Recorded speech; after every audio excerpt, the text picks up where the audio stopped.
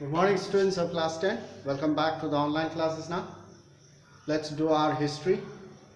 The rise of nationalism in Europe, and we are talking about 1.0 French Revolution and the idea of the nation. Nation means free country.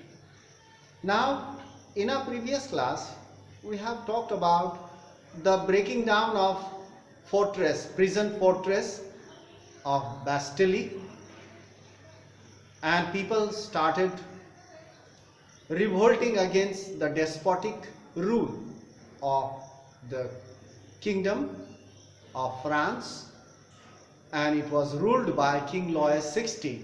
He was very cruel, and people were against the ruler because of the high prices and the high taxes, because the royal treasury was empty and the king raised the taxes, and people, as it is, they were very poor, and the employment, they were unemployed, and the taxes were very high. There was quite uneasy and disturbance and dissatisfaction among the people, you can say that. And when they broke the prison fortress of Bastille, this news is spread all over Europe. Yes. And they set up educated middle class. In France, they set up Jacobin clubs. 1.0 French Revolution and the idea of the nation.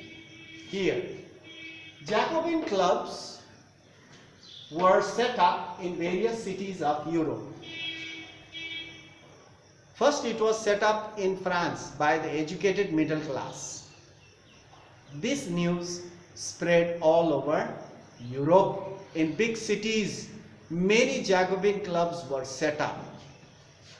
When the news of event in France reached them, when the news of this event reached various parts of Europe, various countries of Europe, in big cities, educated middle class, they began to set up Jacobin clubs. Their activities, Jacobin clubs' activities and campaigns prepared the way for the French armies. The Jacobin clubs, the people of various countries of Europe, they welcomed the French armies. We also are starting our revolution. Please come and help us. They welcomed the French armies, hoping that these armies will liberate them, free them from the despotic kings. They welcomed the French armies. Now later on what happens, they see. Their activities and campaigns prepared the way, means they welcomed, so that the French armies will help them to liberate themselves from the despotic kings. They want the help for the French armies. They welcomed the French armies, prepared the way for the French army, which moved into Holland. They went to Holland. French armies went to Holland, Belgium, Switzerland, and much of Italy. Many countries, French armies went there in order to help them liberate from the kings, set their country free. But later on what happened? The French armies remained there and they introduced French rules and regulations. Now the people around the Europe countries, they began to realize, oh, we should not have invited them to help. Now they have set up their kingdom, now their rules and regulations. Taxes were charged. So you can see that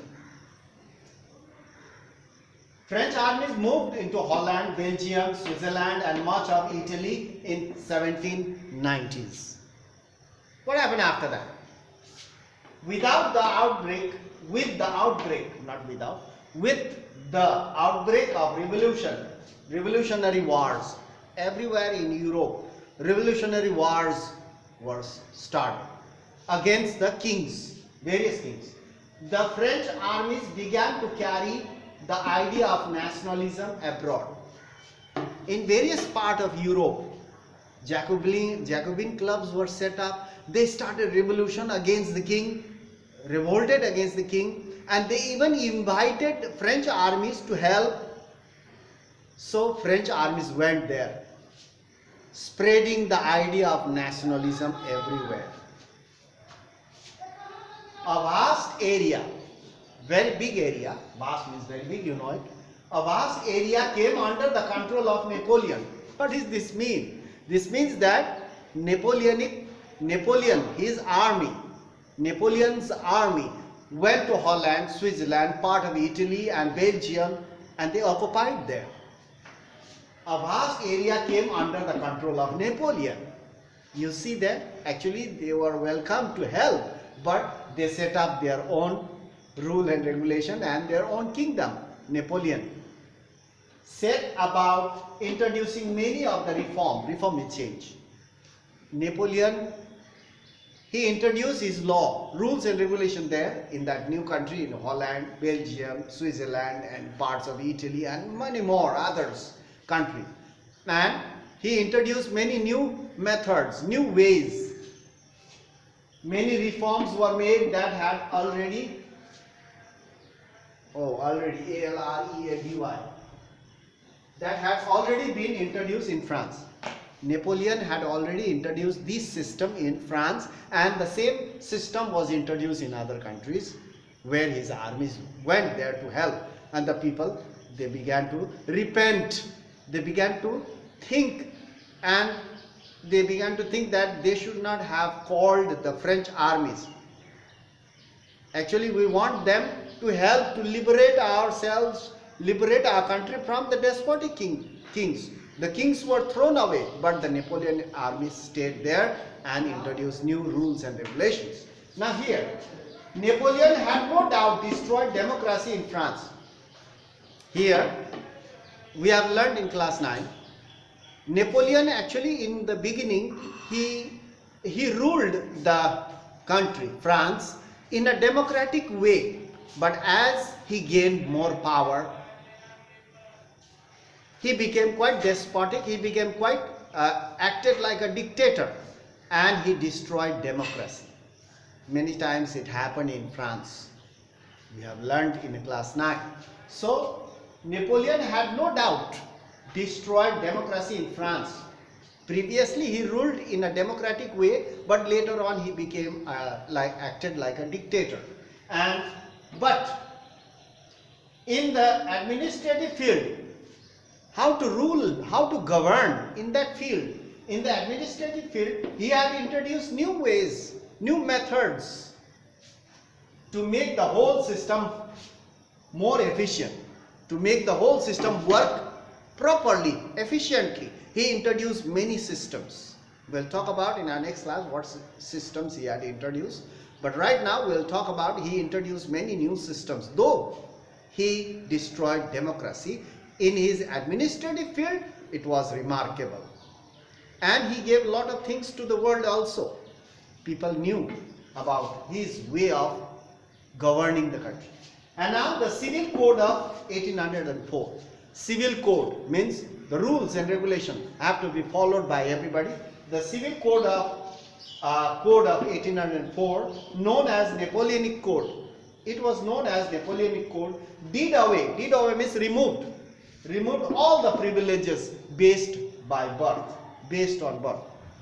Set up equality before the law. Previously, when he became the ruler, and he removed the privileges enjoyed by first and second classes by birth, and set up equality before the law in a democratic way in the beginning. Equality before the law, and secured the right to property, and he gave the right to keep property. As long as you pay the tax, you can have the property as much as you want. So Napoleon introduced various rules and regulations and new methods, introduced new methods in the administrative field that he improved. So some more measures were there, some more steps he had taken. We'll talk about in the next class. So this much for today. Thank you for watching and stay safe. You go through online portal every day and do not miss a single class, otherwise you'll find it difficult. It'll be very easy to understand when you listen and see and watch. When you read yourself, you will miss a lot of things. Many of the things you don't understand. Some of the things are related with class 9 that has to be reminded. So you must not miss the classes. And stay safe, be wise enough to use your time carefully, wisely, in a proper manner, intelligent manner. So that's all for today. We'll meet in the next class. Till then, see you.